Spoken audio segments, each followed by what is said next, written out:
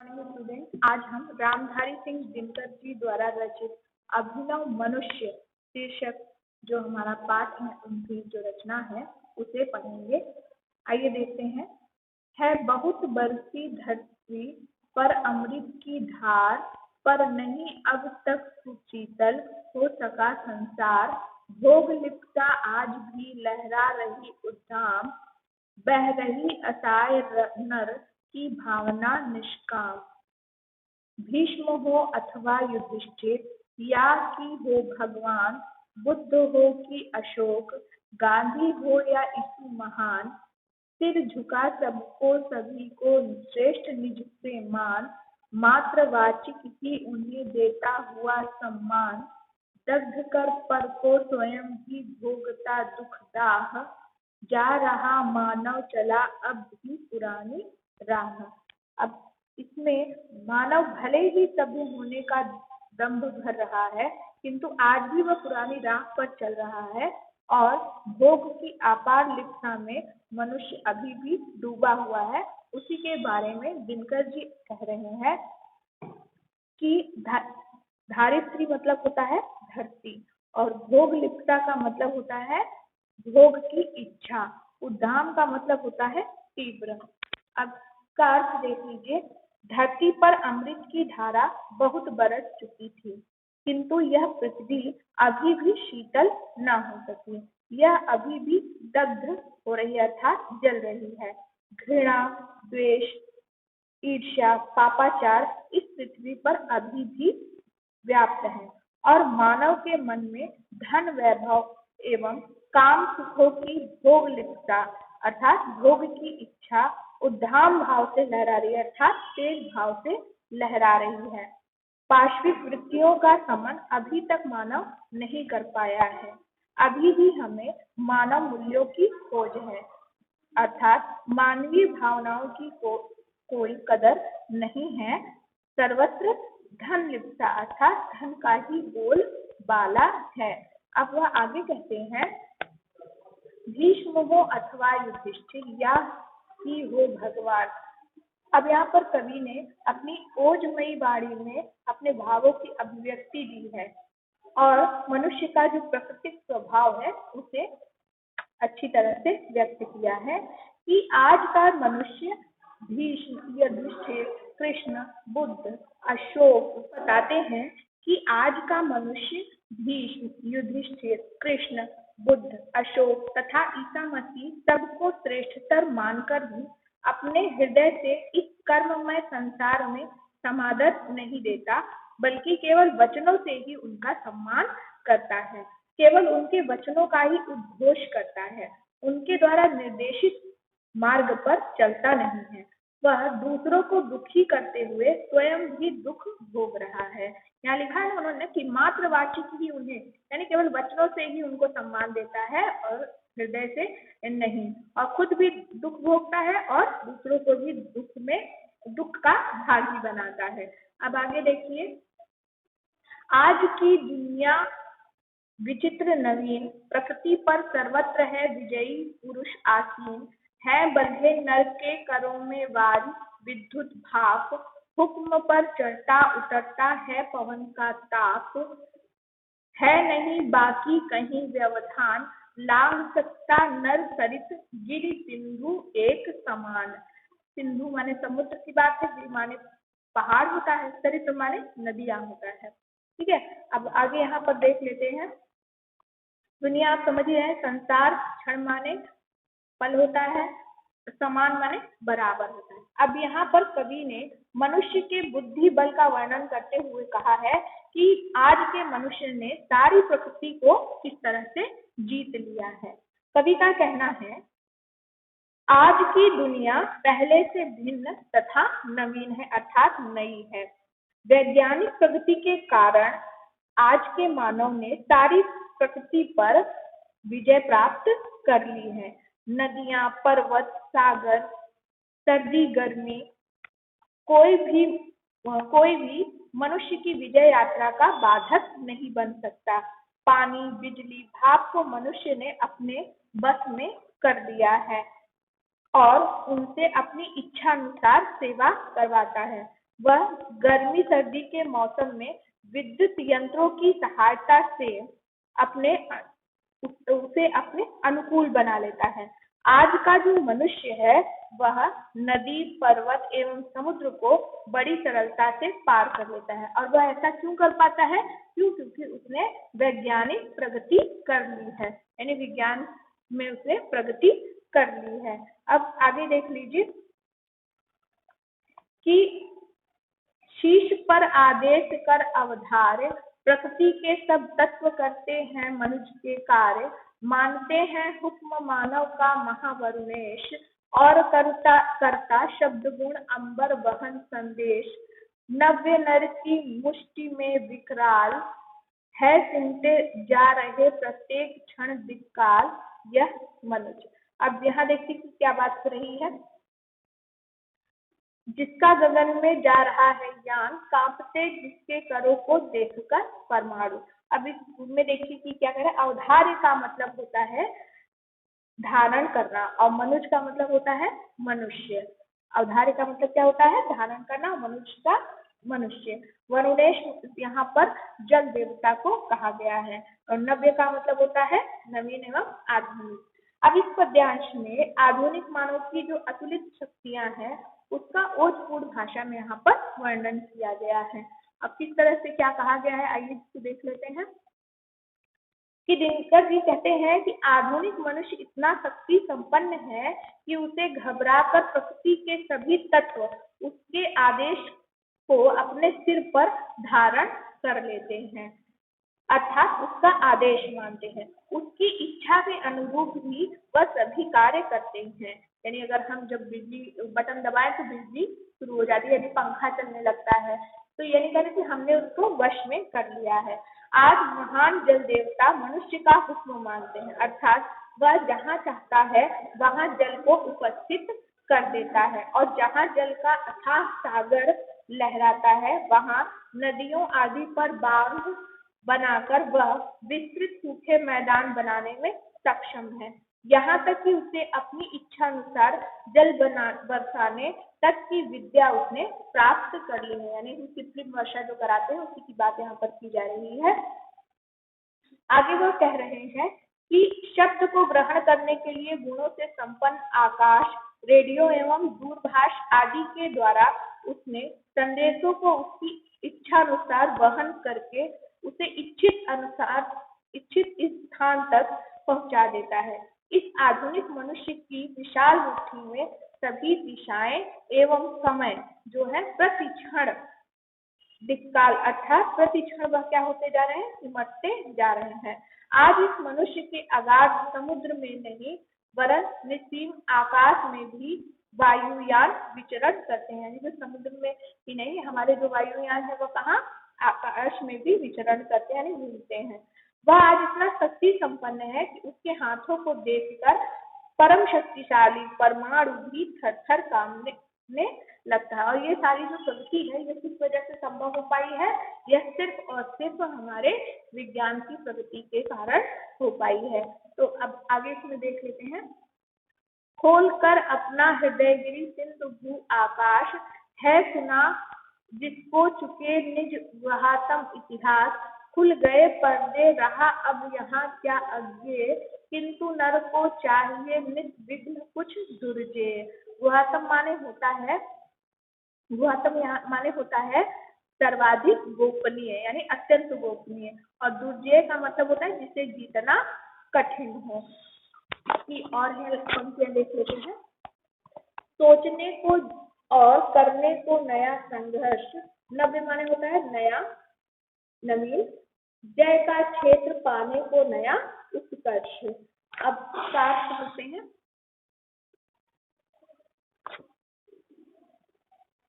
अब यहाँ पर जो मनुष्य आज का मनुष्य है उसने पृथ्वी पर विजय प्राप्त कर ली है। उसकी साहसपूर्ण जो सफलताएं हैं वो निरंतर प्रगति करते हुए कैसे आगे बढ़ने पर जोर डाल रही है। उनकी जो प्रगति है वो यहाँ रुकी रही है, वो निरंतर आगे बढ़ रही है, उसके बारे में बताया गया है कि आज का मनुष्य बुद्धि, शोध परक प्रवृत्ति एवं साहसपूर्ण कार्यों के फलस्वरूप पर्वत, सागर, समुद्र, सिंधु माने सागर होता है, सागर एवं आकाश हृदय खोलकर अपना गुप्त इतिहास बता चुके हैं। यानी उसमें छिपे हुए जितने भी रहस्य थे वह हम भली भांति जान चुके हैं। अब तो प्रकृति के समस्त रहस्यों से पर्दा हट चुका है और कुछ भी अज्ञात नहीं रह गया है। इसके उपरांत भी मनुष्य कुछ ऐसी उपलब्धियों की कामना करता रहता है जिन्हें सरलता से प्राप्त कर पाना संभव न हो। वह अपने लिए अवरोधों अर्थात बाधाओं को आमंत्रित करता रहता है जिन पर कठिनाई से ही सही परंतु विजय प्राप्त की जा सके। अब वह आगे कह रहा है, वह चिंतन एवं कर्म की दृष्टि से प्रत्येक बार नए ढंग से, यानी सोचने को और करने को नया संघर्ष, अर्थात वह चिंतन एवं कर्म की दृष्टि से प्रत्येक बार नए ढंग से संघर्ष करने को लालायित रहता है। वह नवीन क्षेत्रों में यानी नए क्षेत्रों में विजय प्राप्त करके निरंतर आगे बढ़ते रहना चाहता है। अब आगे की लाइन देख लीजिए, पर धरा सुपरिचिता विश्लिष्ट स्वाद विहीन, यह पढ़ी पोथी न दे सकती प्रवेग नवीन, एक लघु हस्तामलक यह भूमि मंडल गोल, मानवों ने पढ़ लिए सब पृष्ठ जिसके खोल। अब यहाँ देखिए, यहाँ पर मनुष्य द्वारा पृथ्वी के संपूर्ण रहस्यों को जान लेने की बात को उद्घाटित किया गया है, बताया गया है। दिनकर जी कहते हैं कि मनुष्य की प्रगति के नित्य नए क्षेत्र खोजने की रही है।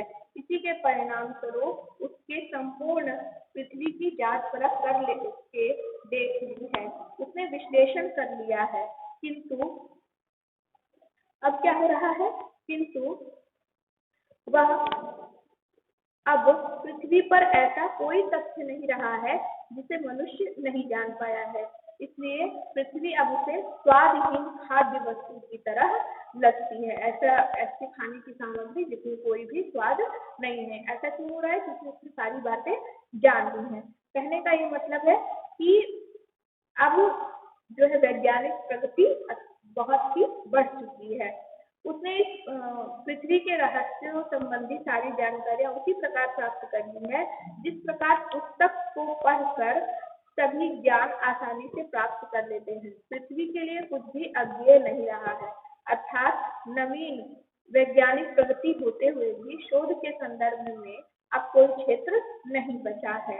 अब मनुष्य के लिए पृथ्वी की जानकारियां ऐसी सुलभ हो गई हैं जैसे वह हथेली पर रखा गोल मटोल सा छोटा सा आंवला हो।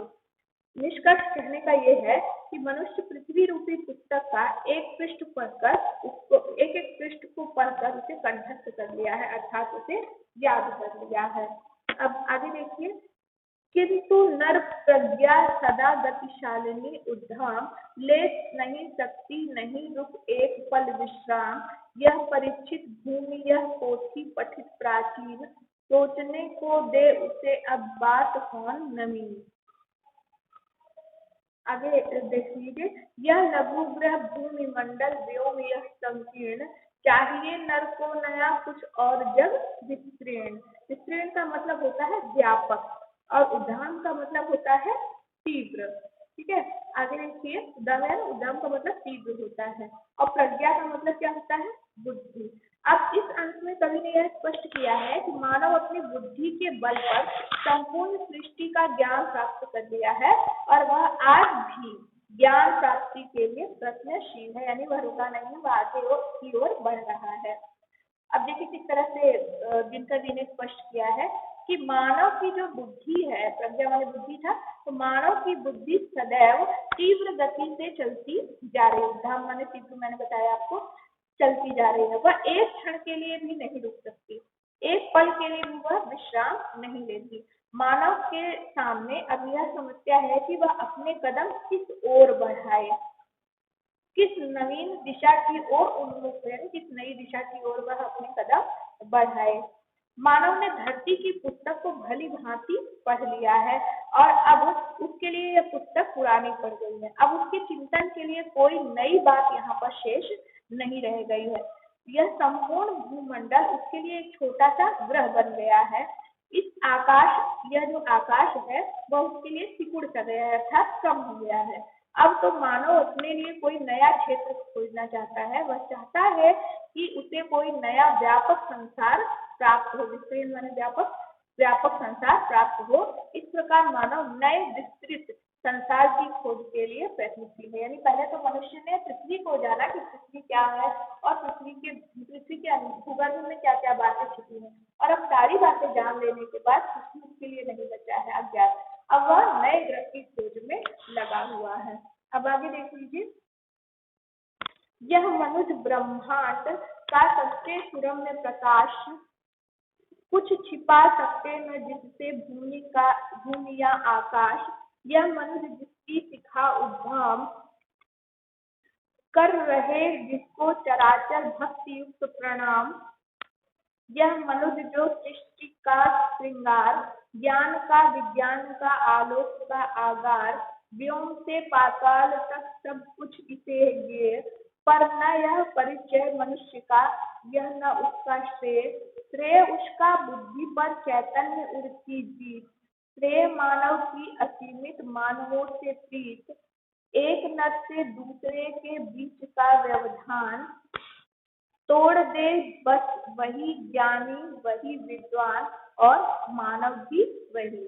अब यहाँ पर देखिए वो क्या कह रहे हैं, यहाँ पर बात हो रही है सृष्टि माने आकाश होता है और सॉरी संसार होता है, आलोक मतलब प्रकाश होता है, आगार मतलब होता है निधि यानी कोश भंडार जिसे कहते हैं, और व्योम का मतलब आकाश।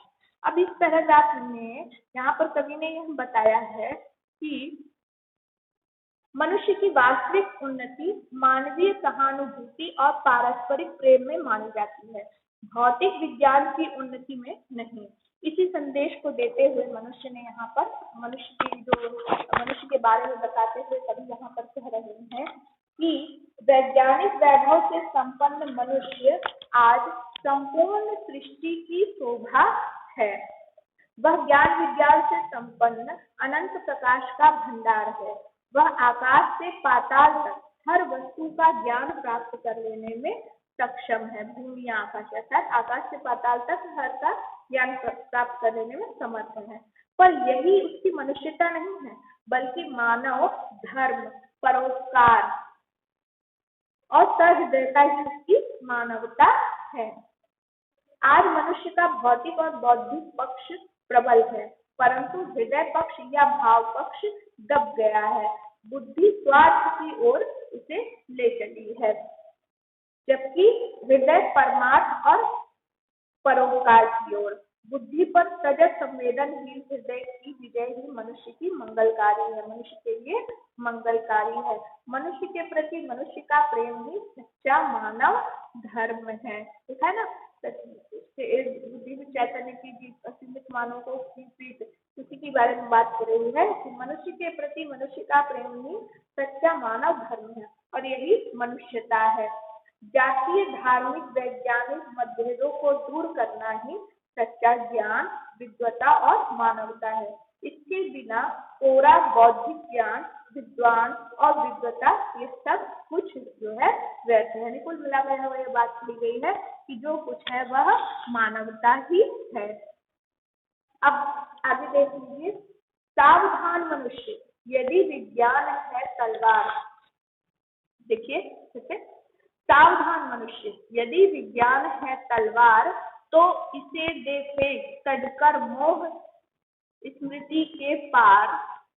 हो चुका है सिद्ध है तू शिशु अभी अज्ञान, फूल कांटों की तुझे कुछ भी नहीं पहचान।